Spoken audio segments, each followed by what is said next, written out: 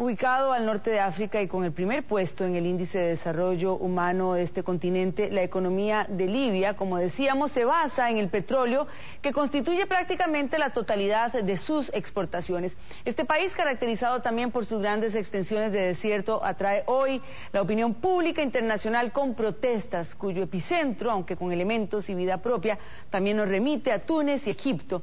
Nos acompaña Óscar Álvarez, analista internacional. Muchísimas gracias, don Óscar, por estar nuevamente aquí con las noticias. Buenas noches. Gracias, Yanani, por invitarme. Gaddafi descarta su dimisión, dice no voy a renunciar, amenaza con ejecuciones y anuncia que morirá como mártir. Es decir, la crisis en este país se extenderá y también la crisis en la región. Así es, y también hay que recordar que durante los últimos días lanzó los cazas bombarderos y los helicópteros a disparar contra las manifestaciones de multitudes indefensas, lo cual demuestra que está comportándose no solo como un líder autoritario típico libio, sino también como un dirigente que comete crímenes de lesa humanidad y podría ser llevado en algún momento a la Corte Penal Internacional. Algunas fuentes hablan, bueno, de 200 muertos, pero ya hay otras fuentes, medios internacionales que hablan de 500 muertos, violencia que condena la comunidad internacional. ¿Qué diferencias en este sentido con la situación en Egipto? Hay una diferencia sustancial y es que en Egipto el ejército no quería o decidió no disparar contra las manifestaciones. En cambio, en Libia el ejército está disparando contra las manifestaciones y reprimiendo brutalmente todas las expresiones de protesta popular. Esa es una diferencia sustancial. La otra diferencia sustancial es que, bueno, Hosni Mubarak era un líder árabe más o menos moderado. En cambio, Muammar el Gaddafi es un líder radical, duro, feroz, con una trayectoria de 42 años en el poder y con una disposición a luchar, como lo ha dicho él, hasta su última gota de sangre, e incluso dice que no abandonará el país y está dispuesto a ser un mártir y regar con su cuerpo el árbol de lo que él llama la revolución islámica en Libia. Estamos hablando, y como usted decía, de un líder con 42 años en el poder, de sus 68 años, y con un hijo que asume protagonismo, es decir, con un interés por perpetuarse en el poder. Indiscutiblemente, ellos representan una dinastía.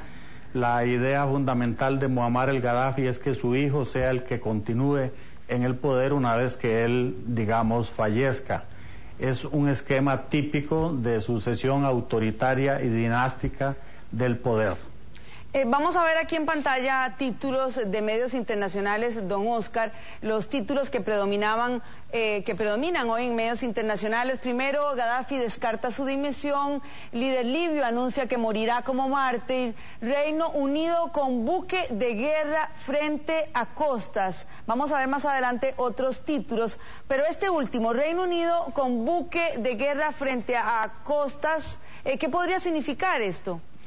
Bueno, significa que las potencias están preocupadas, tanto los Estados Unidos como el Reino Unido y las potencias europeas en general, están preocupadas con la situación, han condenado las manifestaciones de violencia del régimen contra los manifestantes y están pues dando algún tipo de señal en el sentido de que no están dispuestos a permitir los excesos de Gaddafi. Vamos a ver también otros títulos, seguimos con esto que dicen los medios internacionales. Barco con posibles desertores se acerca a Malta. Fidel Castro cree que Estados Unidos ordenará a OTAN invadir Libia.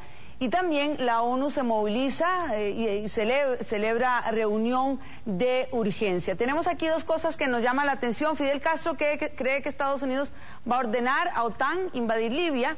Y también que hay una movilización de la ONU con una reunión urgente, don Óscar. Sí, la ONU ha discutido el tema, condena la represión violenta de los manifestantes, pero todavía no resuelve si aprueba algún tipo de sanciones económicas, políticas o militares contra el régimen libio. Ese es un tema interesante, que la reunión de Consejo de Seguridad de la ONU se suspendió sin llegar a una resolución sobre este tema. El otro aspecto a considerar son las reacciones de los líderes autoritarios en América Latina. Fidel Castro solidarizándose con Gaddafi. Daniel Ortega durante todo el día de hoy ha estado llamando por teléfono a Gaddafi para expresarle su solidaridad y su apoyo. Chávez también está apoyando a Gaddafi. Interesante es el caso de Evo Morales, que aunque es parte del grupo ALBA, más bien llamó a una solución pacífica de la controversia y del conflicto dentro de Libia. Asimismo, en Perú, el gobierno de Alan García es el primero en romper relaciones diplomáticas con Libia y condena la represión perpetrada por el régimen de Muammar el Gaddafi. En términos un poco semejantes, Costa Rica ha llamado, el gobierno de Costa Rica, la Cancillería costarricense, ha llamado a una solución pacífica del conflicto y a una salida que sea tanto, digamos, negociada como democrática.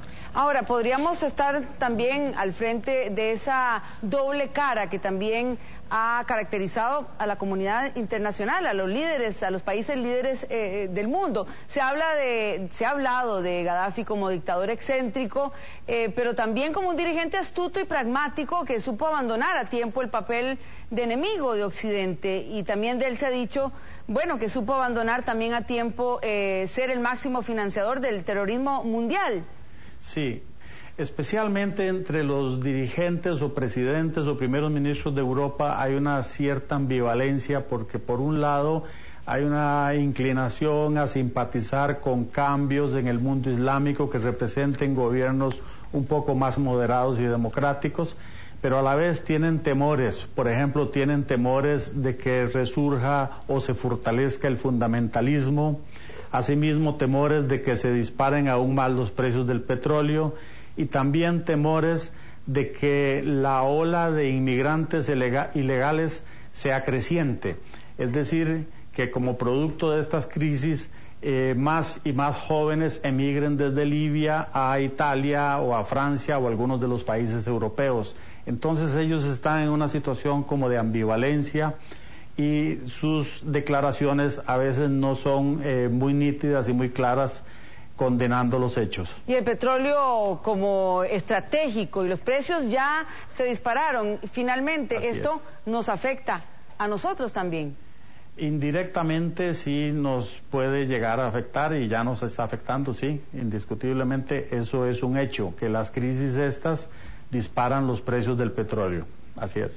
Bien, muchísimas gracias a don Oscar Álvarez, analista internacional, por acompañarnos aquí en las noticias. Gracias por sus comentarios.